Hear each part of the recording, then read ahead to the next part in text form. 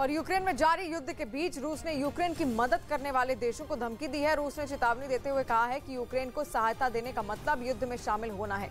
रूस के रक्षा मंत्री ने कहा कि जो भी देश यूक्रेन को रूस पर हमले के लिए अपनी जगह या फिर एयरफील्ड देगा, उस देश को युद्ध का सामना करना पड़ेगा।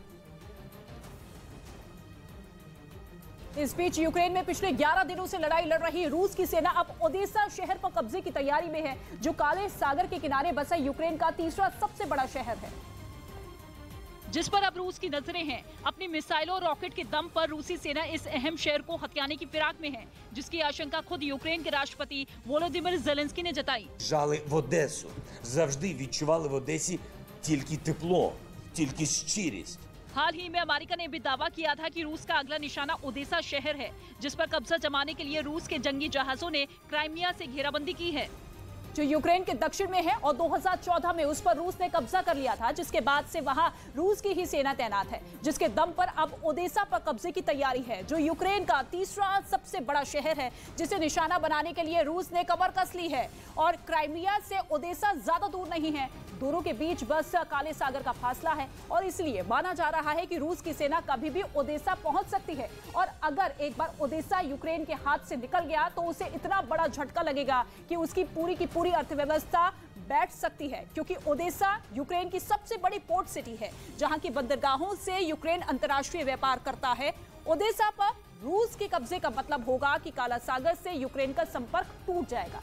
यूक्रेन दूसरे देशों के साथ व्यापार ही नहीं कर पाएगा, और अगर व्यापार नहीं होगा तो अर्थव्यवस्था डगमगाने लगेगी, जो कि जंग से जूझ रहे यूक्रेन के लिए घातक साबित हो सकती है।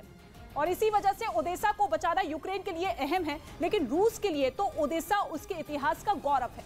ओडेसा की अहमियत रशियन एम्पायर के वक्त में भी थी, और समंदर किनारे बसे होने की वजह से ओडेसा सोवियत संघ का भी कमर्शियल पोर्ट था। माना जा रहा है कि इसी वजह से पुतिन उसे वापस पाना चाहते हैं, लेकिन ओडेसा को रूस से बचाने के लिए यूक्रेन ने भी बाजुएं चढ़ा दी। बताया यह गया है कि ओडेसा के रेल यार्ड्स में कर्मचारी रात दिन स्टील के कबाड़ पर वेल्डिंग करके बैरिकेड बनाने में लगे हैं, ताकि जैसे ही रूस के टैंक ओडेसा पर धावा बोले तो उन्हें रोका जा सके।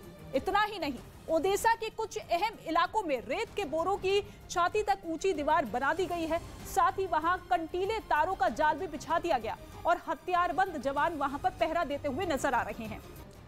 और रूस को मुंहतोड़ जवाब देने के लिए लुगांस्क में यूक्रेन की सेना पूरी तरह से एक्शन मोड में दिख रही है। सैनिक बुलेट प्रूफ जैकेट पहनकर पूरी तरह से तैयार दिख रहे हैं, ताकि रूसी सेना पर जवाबी कार्रवाई कर सके। लुगांस्क यूक्रेन की तस्वीर आप देख रहे हैं, और किस तरीके से लगातार सैनिक वहां पर डटे हुए हैं। ये यूक्रेनी सैनिक हैं जो इस वक्त एक्शन मोड में आपको दिख रहे हैं। वहां पर व्यवस्थाएं उनकी ओर से मापी जा रही हैं, और वेपन्स तैयार किए जा रहे हैं, ताकि अगर कुछ भी हुआ तो उसका मुंहतोड़ जवाब दिया जा सके।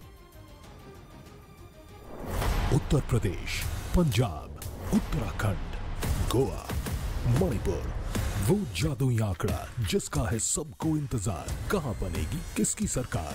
न्यूज़ 18 टारगेट महापोल, सबसे बड़ा दंगल, शाम 4 बजे।